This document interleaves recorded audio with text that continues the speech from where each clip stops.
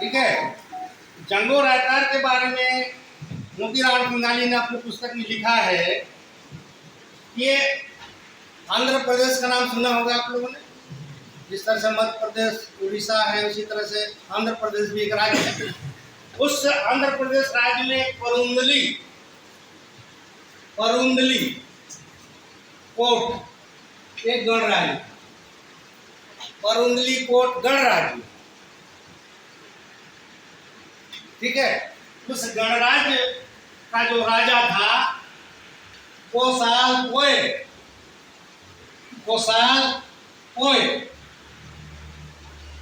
ये परुंदली कोट का गणराज्य का राजा था, गण प्रमुख था कुशाल पोय।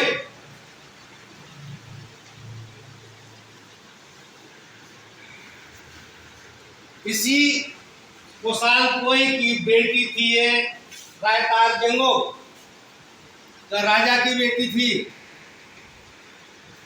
कुशाल पोय राजा की बेटी जंगो रायतार थी।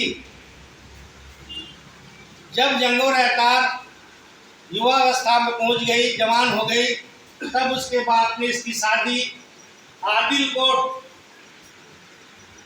ये भी आंध्र प्रदेश में है, ये परुंदली कोट है, आदिल कोट गणराज्य के राजकुमार,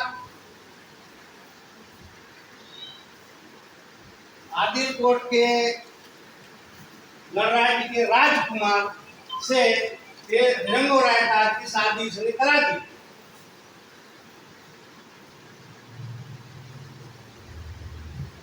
अब देखिए क्या हुआ, शादी तो हो गई। शादी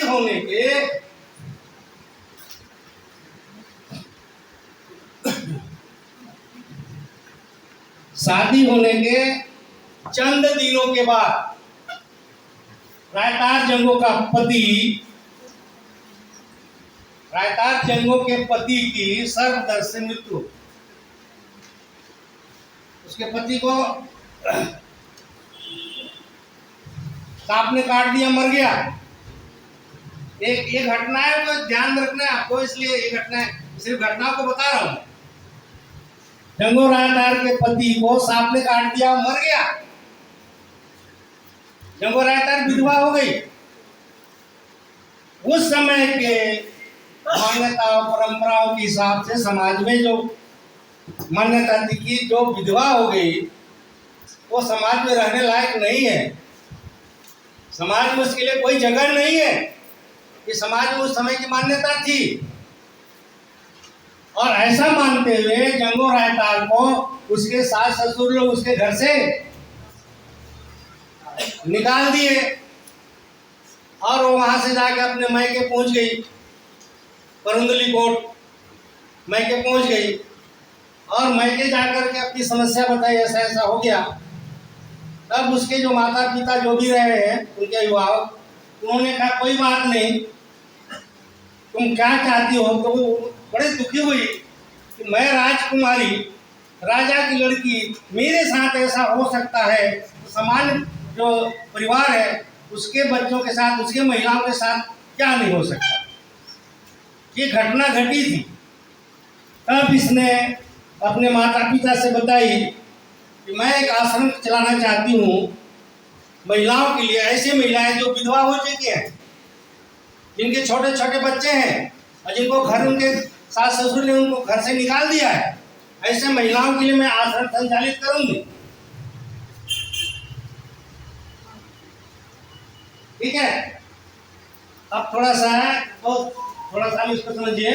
आश्रम खोल करके ऐसी विधवा महिलाओं का उन्होंने वहां संरक्षण दिया, उनको जीने के लिए हौसले दिए, उनका मार्गदर्शन किया, और समाज में उनको जगह दिलाने के लिए जबरदस्त उसने जो भी मेहनत करी होगी, और उसी का परिणाम है जबरदस्त। ये इस लाइन को याद कर लीजिएगा, बहुत बड़ी बात है।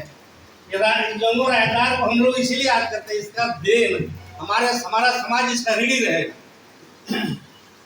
इसी के कारण से आज हमारे यहाँ महिलाएं विधवा नहीं होती, नहीं मानी जाती, और जो महिला शादीशुदा होती है उसको उसके ससुराल में कुल वधू का दर्जा मिला हुआ है। ये बहुत बड़ी बात है, पूरे परिवार की वधू बन जाती है। ये बहुत बड़ी देन है इसका, इसीलिए इनको इतनी महत्ता हमारे समाज में मिला है। और यही कारण है कि आज यही जंगो रहता जगह जगह पर महामाया मंदिर में विराजी हुई है। बूढ़ी माई के नाम से, बूढ़ी दाई के नाम से, महामाया माता के नाम से जगह जगह पर जो ये जंगो रहतार विराजी हुई है। अंबिकापुर का महामाया मंदिर इसी जंगो रहतार की मंदिर है। रतनपुर में जो महामाया मंदिर है इसी की मंदिर है। ये गोणों की मंदिर थे, गोणों के देवालय थे, सब में लोगों ने कब्जा कर लिया। ये महामाया जितने देवियां हैं इस जंगो रहतार, ठीक है। और इस जंगो रहतार को पूरा गोण समाज, संपूर्ण गोण समाज, पूरा हिंदुस्तान का जहां तक गोण समाज है इसको इष्ट देवी के रूप में मानती है, अपना इष्ट देवी मानती है। मतलब ये पूरे समाज की देवी है, ऐसा इसको मान्यता प्राप्त है।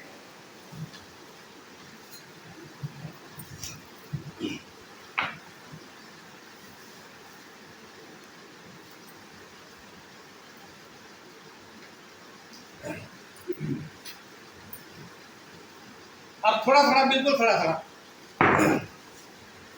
अब यहाँ जाके एक चीज और बता दो।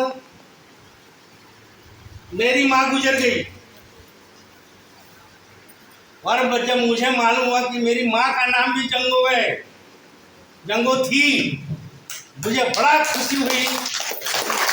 उस समय के लोग इसको जानते थे, मेरी माँ का नाम जंगो थी।